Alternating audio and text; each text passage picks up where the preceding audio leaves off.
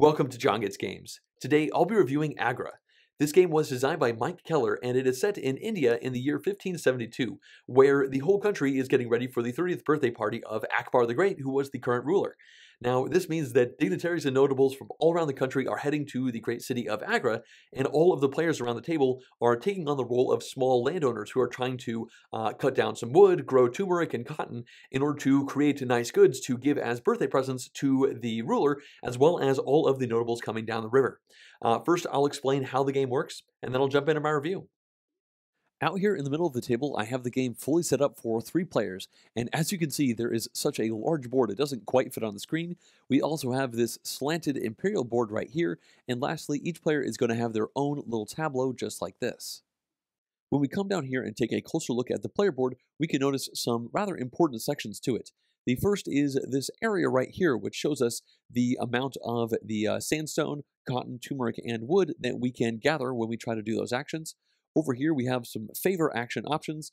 Down here, we have a meditation track. And lastly, this is a little guide to show you how a turn works. So the first thing that's going to happen is a meditation phase, and I'm going to come back to that in just a little bit and skip ahead right now here to the main action phase.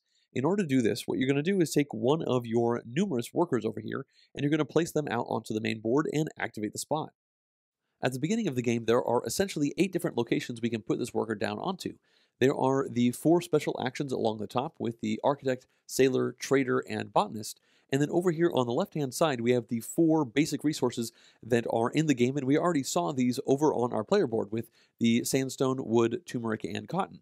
So if we wanted to, for instance, go over here and make some wood, then the first thing we'd have to do is look back at our player board. And in particular, we need to focus on the little piece of forest on our land area. So now what we do is we look at these little gathering farmer workers, and we're going to count the number of empty spaces that are between those workers and the resource that we are trying to generate out on the board. And then we'll take that number, in this case 1, 2, of these little cylinders here, which can be used to show several different things. In this case, both of these are now going to become wood. And we go ahead and put them right over here so that in the future we know that these are wood. This also means that if instead of going to the forest area we had gone up to the sandstone quarry, we would then put these up here and now they would stand for sand instead of wood. Next up, I'm going to try to briefly go over the 4 main characters along the top of the board, but keep in mind I'm not going to make this an exhaustive how-to-play video. I'm just going to show you the general vibe of what they do. So let's go ahead and start up here with the architect.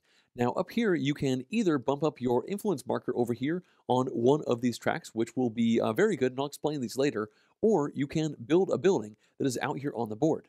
I mentioned that at the beginning of the game, we only have access to these 4 basic resources, and all the better ones have these little construction tiles on them. And the architect is how you can actually get these to be pulled off the board. And you're going to do that by spending building resources, which are the sand over here, the wood, we've got the planks, and then I guess better sand or cement right here. And we would just need to discard stuff to match the 3. And if you combine 2 different types of resources, then you actually get a bonus. So we could take this one for 1, this one for 1, and then we get a bonus 1, and that gets us to 3. And that means this is now constructed, which is really nice for us. We now get to take one of these bonus tokens over here. These are for the first level buildings, these 4 are for the second, and these are for the third. So we could, for instance, grab this, and it will give us a couple of victory points right here, as well as a bump on the red influence track. And then lastly, we would get to go ahead and put another worker out onto the spot we just cleared out, and we now get to upgrade resources. Now, in this case, I just pulled these off, but let's just say we had some sand over here. Every time you build a building, every time you activate a spot like this, you can upgrade up to 3 resources following this little arrow on the board, pulling them from the sand area over here into the cement area so that now in the future you know that these are cement instead of sand. When we go ahead and look farther out to the board, we can see that this arrow not only goes to cement, but it also goes all the way over here to the brick location. And from the brick location, there is a little arrow that goes through an arch all the way up here to these little statues that can be built later on in the game as you pull the resources from the left-hand side all the way over to the right. Next up, we have the sailor right here, and as you can see, there is a lot of iconography on the bottom of their area, but the rough idea for this character is you can go ahead and deliver goods to the guilds, as well as delivering them to notables as they come down the river. First, let's go ahead and talk about completing orders for the guilds. Now, you'll notice there are these little silver pawns in these three areas that are associated with the red, blue, and green guilds. And the icons right next to this pawn are the ones that that guild currently wants. So if we wanted to deliver over here to the red guild, we would need to give up a cotton as well as a statue that I just showed as being one of the far right, harder to get resources on the board. And if we were to be able to discard both of those, then we would fulfill this, and we would actually take our pawn and put it on the spot that the silver thing was at, and then scoot this down so that in the future, now this is what this guild is looking for. However, in order to actually deliver to the red guild, we have to make sure that we have at least one influence. You'll see that little symbol right there says that we cannot currently deliver to the red guild, so I'll just cheat a little bit and pretend like our influence was right there. And now, once we do this delivery, we look up to the level of our influence, and we're going to take that number of victory points and put it into our bag. The other thing that the sailor lets us do is deliver goods to the notables as they travel down the river heading towards Akbar's birthday. And if you look at the specific cards, you'll see we have resources in the top left. So that means we could use this action to deliver a brick or a wood or maybe both to this character. And when you actually do this, you are going to mark these spots with these markers once again, and you're going to generate victory points for the number of spots that have already been occupied on these given cards. And once every one of the resources has been filled in, either with yourself or potentially with somebody else, then that card is going to be taken and given to the person who delivered the most valuable resources. So since we did the brick in this hypothetical situation, we would go ahead and grab this card. It's also worth noting that whenever you go ahead and put a marker down onto that card, you are going to generate another guild bump in that given color. So this is a red card, so by putting a token down on this turn, we will get to bump up the red guild once.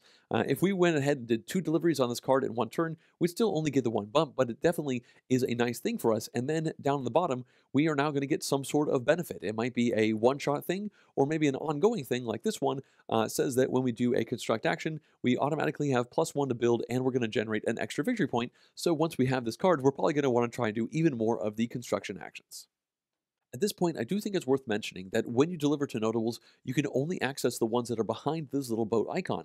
So at the beginning of the game, we would only have access to these 4 in a 3-player game. In a 4-player game, we would have some more notables going out. And once 2 of these level 1 notables get pulled off the board, then this boat is going to move down the river and unlock these as options for us. And more things happen as the boat goes down the river, including giving you some bonuses if you have some cotton on a couple different spots, as well as unlocking these little tokens right here, which are going to lift off a restriction. At the beginning of the game, only 3 orders can be delivered to the guild board that I just talked about. Well, once the boat crosses over here, now we can do 4, and then 5, and then finally 6 as the boat gets farther and farther down the river. The third main character is the trader, and as the name implies, this character allows us to manipulate our resources. Now you'll see these 3 little flag tokens that are down in front of him. What this means is they can take one of these and replace the flags that are already on some of the icons. For instance, we have this cement right here, which is normally 2 flags, but with that there, it is now 1 flag, or we could go the opposite direction and make it worth 3 flags. Once we have done one of these modifications, we can then manipulate some of these around, and the number of flags is going to dictate just how that manipulation goes. So I probably would do this so that now by using both of these cements, I would have 6 flags worth of manipulation, whereas before it would have just been 4 flags total if I hadn't put that marker down. This means that even early in the game, with good use of these flags, you could hypothetically turn a whole bunch of these basic resources into one of these really fancy resources over here. In that case, you would not necessarily need to build this building. You could just put a token over here to demarcate that you have a book by potentially getting rid of a bunch of sand if perhaps you put this double flag down on there. The last of the main characters is the botanist, and this is likely the simplest.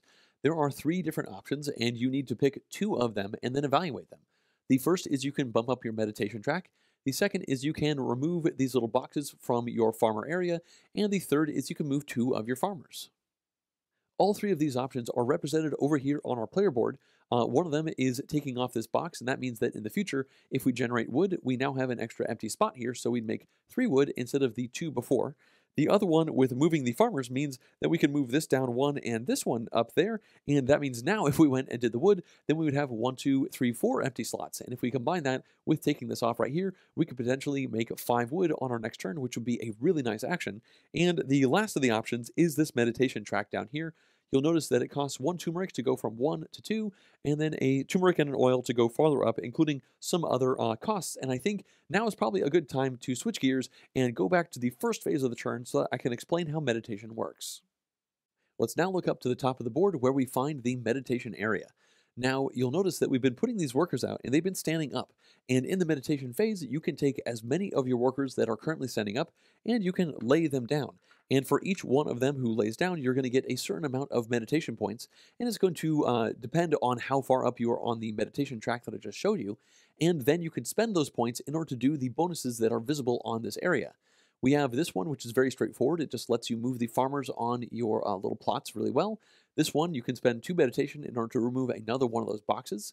This one will allow you to spend meditation points to upgrade the actions, going from like sand to cement or bricks into statues. And lastly, this one up here is going to allow you to turn resources of one flag type into another resource of that same flag type. And it is worth noting that once you're done with the meditation phase, you're going to take this medallion and move it onto the last one that you did. So I actually just lied. That wasn't the last one. This is the last one. It was covered up at the beginning of the game, and you could spend 3 meditation points to do yet another delivery down to the notables down on the river on the map. So as you can see, you can do all of these actions before you get into the main action, and it is a way that you can get another activation out of workers you already have out on the board. Up to this point, this rules demonstration has been very solitary with me putting my workers onto all these spots, but this is a multiplayer game, so I think it's now time to talk about what happens when your opponents want to activate spots that you already have workers down on. Well, the first thing that they could do is maybe go over to a location where you have a worker who's already laying down because they have meditated. Well, in this case, you're simply going to remove your worker and that's it. You get no particular bonuses. But instead, if this blue player had decided to come over here to the sand area, maybe make a couple sand for themselves, and we have a standing up worker, then we will still remove this. The blue player can still activate that spot, but since this worker is standing up, we're going to generate a favor, which looks mysteriously a lot like a whole bunch of other tokens in the game. In order to show that this multi-purpose marker is indeed favor, I usually put it right here in the middle of the area, and this leads me to the favor section of our board. Now, much like meditation gives us some special actions we can do before we do our main action, with the favor actions, we can activate one of each of these on each turn, and we just have to discard that number of favor. Sometimes you have to prove you have a certain number, but then actually discard less in order to activate that spot. So if I had 2 favor right now, for instance, as essentially a free action, I could put both of these over here and then generate one of the basic resources. There's also this option right here to do a resource upgrade, as well as this is yet another way to bump your influence up on the tracks. At this point, I also think it's worth mentioning that at the beginning of the game, every player has the same favor options, but they also have these 3 empty spots. And as they get their influence marker up to the yellow lines over here on this board, they will gain the ability to grab new favor tokens, put them onto their board, which are now options that only they have available to themselves, and their opponents are going to have to choose from different ones from this rather large stack right here. The next 2 things that I'd like to briefly point out are the merchant and builder tokens that you have probably noticed in this video already and have been wondering what they do. Well, if you go ahead and go to a spot with this merchant, then the first thing that happens is you're going to generate 2 favor onto your board, which is nice. The next thing we'll do is roll this die, and then we're going to move the merchant that number of spaces forward. They're only going to go to unlocked spots, so it would go 1, 2, and then 3, 4, 5 in this case. And then what you do is go ahead and put these money tokens down onto the spots that they actually walk through. And that means that in the future, if somebody goes to one of those locations, they will actually get this money, which is also victory points, for doing that action. So it's going to incentivize all those spots.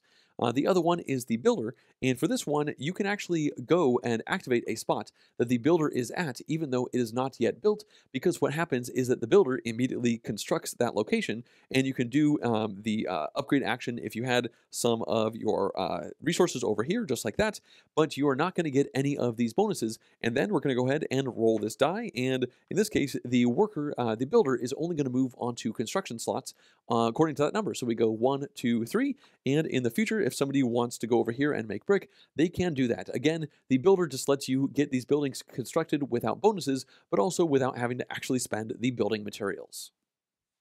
The last thing that I'd like to point out on the board are the special actions associated with the 4 luxury goods. Now, you can, of course, spend these goods to cash in the guild things as well as the notables down in the river, but you can also use this good in order to do the bonus action associated with it.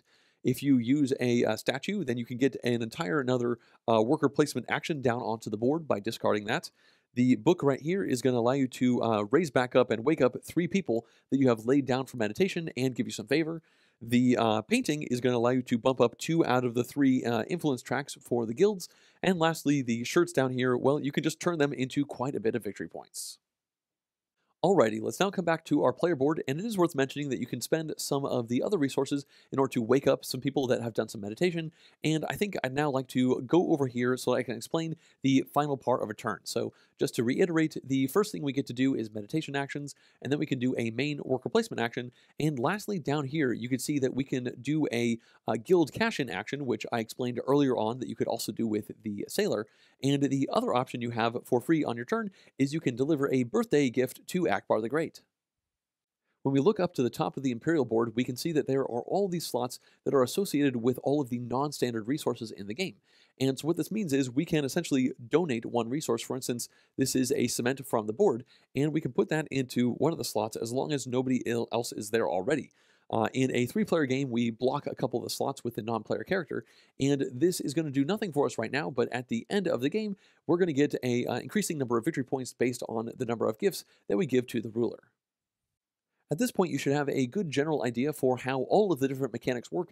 I've, of course, glossed over lots of the details, and so now let's talk about how the game ends. Well, if this little boat gets all the way down over to here, or if any of the 3 guilds has all of their slots filled in for people cashing in, or if one of the influence markers makes it all the way to the top of one of these areas, then you're going to keep playing until you get back to the starting player, and then you're going to do one more round, and at that point, you are going to calculate all of the points that you should have lying away in this little bag that you've been stuffing throughout the game. You are going to get a couple extra bonus points for a variety of things, including if you are highest up on the 3 given guilds, then you'll get even more bonus points for the number of cash-ins that you've done, and you get a little bit less points if you are second highest. So there is definitely a reason to go higher on these, not only just to get more victory points for catching those in, but also for beating your opponents out and not giving them those bonuses. And of course, once you add all this stuff together, whoever has the most coins, which are victory points, is going to be the winner of the game. Let's now begin the review for Agra by starting with a few positive points. And the first of these has to do with the action selection mechanism that is central to the game. Now, on the face of it, it looks like a standard worker bumping style mechanism, and just to give a little bit of context, in my opinion, there are essentially 3 different types of worker placement games. You have the type where when you put a worker down, then nobody else can go to that spot. The second type is when you put a worker down, other people can go there, they just have to pay more resources in order to do that. And the third type is worker bumping, where you can go to a spot where your opponent is, and it will just kick their pawn off, and then they have access to that pawn again. And Agra is certainly in that third camp, but it does something a bit different than all other games like this, in that you start with so many workers that you literally never run out of them. I suppose it's theoretically possible, but I've never seen it happen in the many games that I've played. And what that means is this is a different style thing than what I've seen in the past, because usually with worker bumping, the perk of getting bumped is that you gain access to that worker again, and usually you run out of workers and you have to like lose a whole turn to get them back. But Agra says, no, you just have so many workers that inevitably they will be bumped back before you need to get them back. And what that means is that when they get bumped, they actually give you another currency, which is favor. And I'm actually going to talk about that in the second positive point, but I just think that one particular aspect of just giving each player more workers than they could ever do with is a pretty neat take on this overall idea.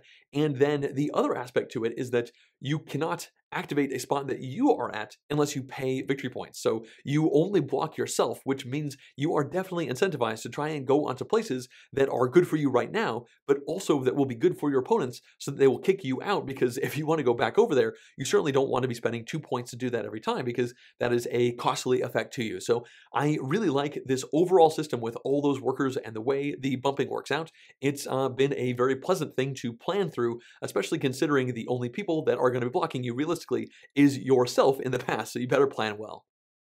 Next up, we have positive point number 2, and for this, I'd like to talk about the favor currency and the meditation currency.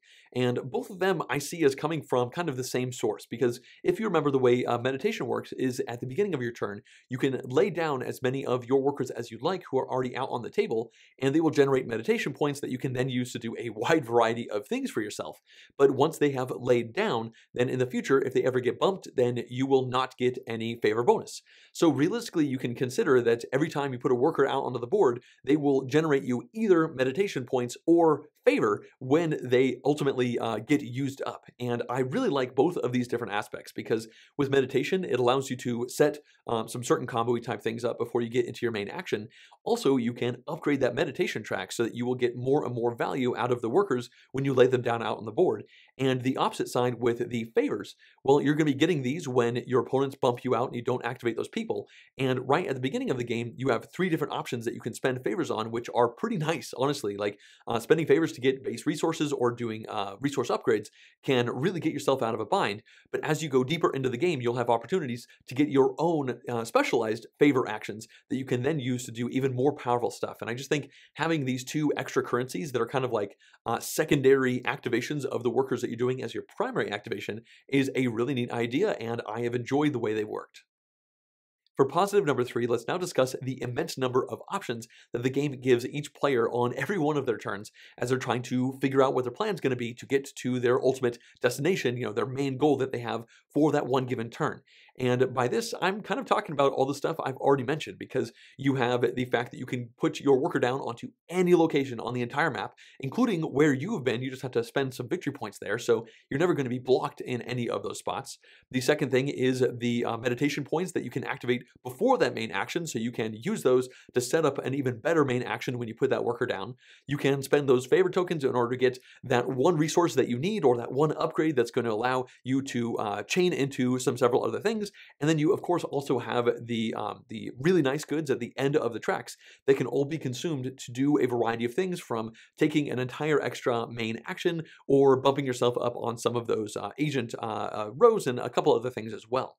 So when you add all of these different things together, it's kind of like you're sitting in a cockpit with tons of buttons and wheels and levers and strings and all that kind of stuff. And you're just like, well, if I do this, this, this, and I put my foot down over there, then I could get there. But instead, I could do that, and then, press this button on there, and then I get to that same location and or that same end goal. And the question is, which way is more efficient, and which way maybe gets you to the goal you want to do best to also help yourself out in future turns. And from a planning perspective, I love this wide variety of options so that I can really find the right path. And it seems like almost every time I've sat down on a turn and I'm like, I want to do this, I can usually figure out a way to actually get it done. It's just, again, a matter of how much it's going to particularly cost me. And not every turn is this crazy set of combos that you're going to be doing. You will very often, not very often, but somewhat often, have a turn where you just don't do a meditation and you put a worker down and you make a bunch of turmeric and your turn is over. And that is fine, because those kind of things set you up for later, because you need those resources on the board to actually activate all this stuff. For my fourth and final positive point, I'd like to briefly talk about the building mechanic. And by this, I mean you have, at the beginning of the game, only access to the 4 basic resources, and the rest of the spots on the board have a little under construction tile on top of them.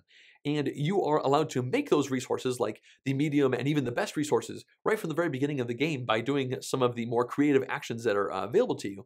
But when it comes to actually activating those spots by putting a worker down, you have to get the resources, the building materials together, and actually construct that building. And the game gives you some pretty nice bonuses for doing that, so you're incentivized to open that up. But once it's open, then it's a new worker placement spot for people for the rest of the game.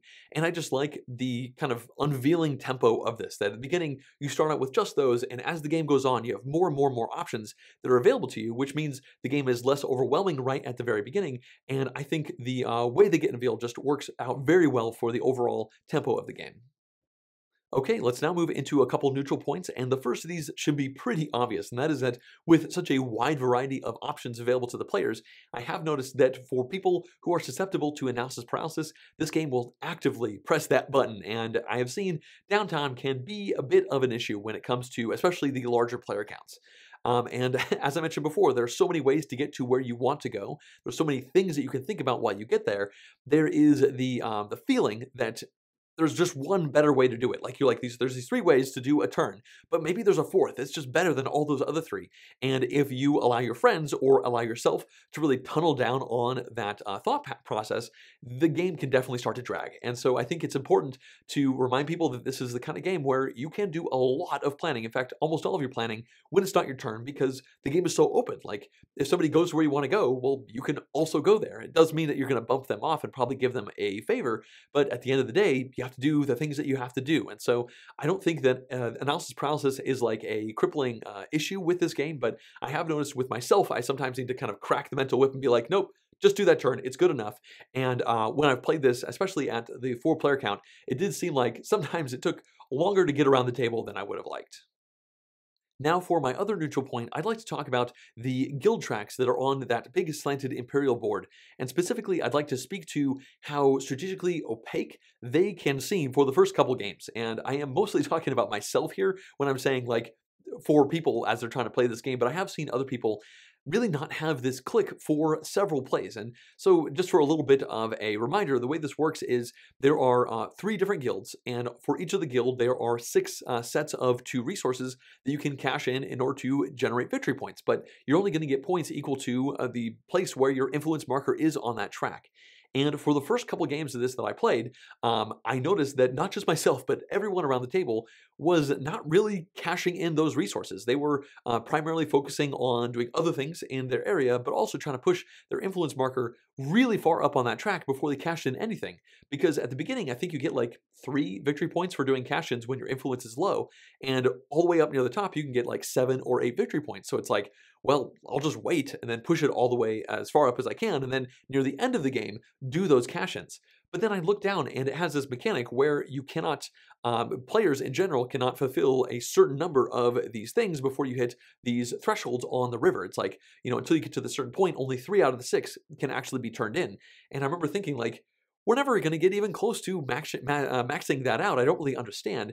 And it just seemed like that that whole area of the game, when the game ended, we counted up the points, just nobody was really getting it. And it took, I guess, 4 full plays for me to finally see it actually click and make sense, where suddenly we had players trying to turn in the goods early in the game to maybe get some extra bumps, because if you're not the person with the most influence, when you cash in, you get a little bit less points, but you get a free bump up, so you have more influence in the area, so you make more points when you do future cash-ins. And it seems like there's a bit of a groupthink situation with this part of the board within a specific game. If nobody's really going for those spots, then nobody really cares about it. But the moment somebody cashed in one of them early in the game, everyone's like, oh no, there's only 3 of those available, and now there's only 2 available in that one spot. I'm going to try to get in there as soon as I can as well. And I think a big part of this is understanding all of the other buttons and levers that I've talked about in this game and figuring out how you can actually get some of those really valuable resources on like the 3rd turn of the game. You can do that, but it's not inherently obvious to players the first time or 2 that they sit down to play this game. And so this is not going to affect everybody, but I figured it was worth mentioning that from my personal experience, it took me 3 full plays, or I guess the starting of the 4th play, before I was finally like, okay, I think I understand how that's supposed to work. I think you really are supposed to get in there as soon as you can, because these spaces are quite limited in there, and the jockeying for those spaces and for our pawns on the influence board became so much more relevant and interesting in that 4th game that I finally played. All right, it's now time to cover a couple negative points to the game. And the first of these you will probably know about already if you paid any attention to some of the feedback that this game has gotten, and that is that the board is beautifully illustrated, but kind of a nightmare to actually play on, especially when you are considering the resources. You have the basic resources, and then the middle resources, and the final ones. And the way you track these resources is you have the tokens go down onto the basic ones when they're created, and you kind of pass them along these lines from location to location on the board. And the board is so focused on being beautifully illustrated that the lines that go from thing to thing are obscured in various ways and do not really follow a consistent path. And there have been several times where we have had confusion as to where this one line goes to, especially for the first game or 2. By the time I was into the 4th game, I had it totally mapped out, but it doesn't mean it wasn't annoying the way all of these things are positioned out, because if they were like in perfect lines but then still beautifully illustrated, that would make more sense. But just sometimes you have a resource on the spot and you're like, wait, Is that a sand or is that a brick? It's really close. I'm pretty sure that was the sandstone. And, trying to consider these things is a frustrating thing. And I really think they should have given a lot more attention to the graphical design as opposed to the artistic design of the overall board. And then a couple other things are pretty annoying as well. Like several of the resources look very similar when it comes to the little icons on the maps. You have like a bowl of soup, and you have a bowl of dye, and then you have a pile of sand, and several of these have scoops in them. And when they're tiny little icons and they're all kind of orangish to yellowish, I have seen people have trouble trying to parse the difference between those. And then lastly, you have that big slanted imperial board with those really tall, skinny influence markers. And I think on 3 occasions now I've seen it where we have had several of them fall down. Usually when somebody cashes in one of the birthday presents on the top of the board, if it doesn't quite sit in and it falls down, I've seen that little thing like roll down and knock out multiple of the little influence markers, and we're like, ah! And like, I'm pretty sure I was here, and I was pretty sure you were there. And it's never caused us to like, need to restart the game or like, really hurt the overall impact. But it's kind of a scary, silly thing. And I just think overall, all of these different artistic and component quality things should have been looked into, considering how big and expensive this game is when it comes in the box. For negative number 2, I have something I want to discuss that's going to sound a little bit vague and a little bit nitpicky, but that is that for a game with so many wonderful levers and buttons and things going on, I feel like it could have been streamlined to a certain extent and still had a wonderful gaming experience in there. I mentioned as a positive that I love having all of these buttons and levers in order to put together some really nice combo turns and try to have multiple avenues to get to the thing that I want to do. But I feel like even saying that, this game has just a few too many little outliers, which makes teaching this game take longer than it could otherwise. And I just think, in general, from a design perspective, they could have streamlined some stuff. A couple examples are like, you can spend certain goods to refresh your workers that have already laid down to meditate on the board. And now maybe you're watching this and you've played Agra before and you say, John, that's an amazing action. It lets you do amazing combos with your meditation track. And I would agree that, yes, I've seen that action be rather nice. But I also feel like it probably could have been designed out of the game so that's not one more rule that you have to learn. You also have the boat as it goes down the river. At certain points, it does special activations based off of the amount of cotton that you have, and that makes me feel like the designer felt like cotton was a bit weak. And so you need to have this extra reason to just kind of be sitting around with a bunch of cotton when the boat hits certain spots on the river, and maybe the things that are made from cotton could have been just made a little bit more nice so that the cotton in general is not underpowered. And perhaps I'm putting words into somebody else's mouth. Maybe that's not the reason why, and they just loved the idea of cotton being somewhat special in that aspect. And again, I don't think it's a bad mechanic. I just feel like maybe that one also could have been cut out, so it's just one less thing to consider as you're doing all your planning, and one less thing to teach, because this game is definitely a beast to teach to new people. And there are many other little examples like this that I could go on and on about for longer than I probably should, but I just feel like this game would be a little bit better if some of these little sharp edges around the outside of this thing were taken off, because if you're sitting in a cockpit with like 20 buttons versus 40 buttons, I feel like 20 buttons is still more than enough when it comes to actually trying to get to where you want to go. And like I said, I like the fact that there are so many of them. Just maybe a few of them could have been culled out to streamline the overall gaming experience. All right, let's now discuss the variability for Agra, and I think considering the size and weight of this game, it's about what I expected going in. And the main thing that is going to make one game play differently from the next are those notable cards that come in on the river at the bottom half of that humongous board. And there are only 24 of them in the game, which at first seemed like a relatively low amount, but then you do the math and you realize that for a 2 or 3 player game, you only use 11 out of those 24, and for the 4 player game, you use 14 out of the 24, which means even at the highest player count, there are still 10 of those cards that will be in the box every single time you play the game. So the way you shuffle these up is going to vary the game states, primarily because of the, well, I guess for 2 reasons. The first is because of the colors of those cards. If you have a lot of green cards come out in that specific shuffle, then that means that the green guild with the influence track is probably going to be much much more contested because it's so much easier to get those influence bumps by delivering goods to those notables.